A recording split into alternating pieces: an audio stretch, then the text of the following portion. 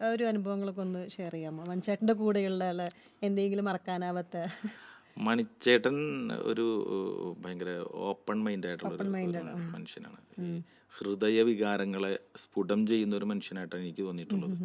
മനസ്സിൽ തോന്നിയത് പറയുകയും മനസ്സിൽ തോന്നിയ വികാരങ്ങൾ കണ്ണുകളിൽ പെട്ടെന്ന് എക്സ്പ്രസ് ചെയ്യുകയും ചെയ്യുന്ന ഒരു വ്യക്തിയാണ്. ഒരു സങ്കടമൊക്കെ കണ്ടാൽ പെട്ടെന്ന് കരയാനും അല്ലെങ്കിൽ സന്തോഷം വന്നാൽ പെട്ടെന്ന് പൊട്ടിച്ചിരിക്കാനും അങ്ങനത്തെ ഒരു പച്ച മനുഷ്യനായിട്ടാണ്. ഭയങ്കര സെൻസിറ്റീവായിട്ട്. അദ്ദേഹത്തിൻ്റെ സംസാരിച്ചുകൊണ്ടിരിക്കുന്ന സമയത്ത് ഒരിക്കലും പുള്ളി പറഞ്ഞൊരു കാര്യമുണ്ട്, ഞാൻ ചേട്ടാന്ന് എന്നെ ഇക്കാന്ന് വിളിക്കണേട്ടാ.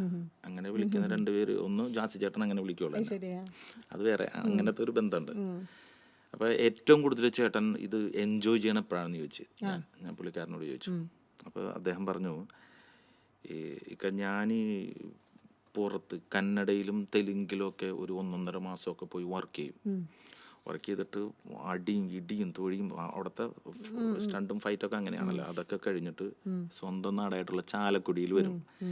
ചാലക്കുടിയിൽ വന്നിട്ട് എൻ്റെ ഒരു ബൈക്ക് എടുത്തിട്ട് നമ്മുടെ സിൽബന്തികളൊക്കെ ആയിട്ട് ഒന്ന് കറങ്ങി അവിടുത്തെ ഒരു തട്ടുകടയുണ്ട്. ആ തട്ടുകടയിൽ ഒരു വലിയൊരു ബെഞ്ചുണ്ട്. ആ ബെഞ്ചിൽ ഇങ്ങനെ കാല് അപ്പുറം ഇപ്പുറം വെച്ചിട്ട് 2 ഓംലെറ്റും വെച്ചിട്ട് ഇങ്ങനെ കഴിച്ചുകൊണ്ടിരിക്കുന്ന സമയത്ത് ചാലക്കുടി ടൗണിൻ്റെ അവിടെ ഒരു ബ്ലോക്ക് വരും.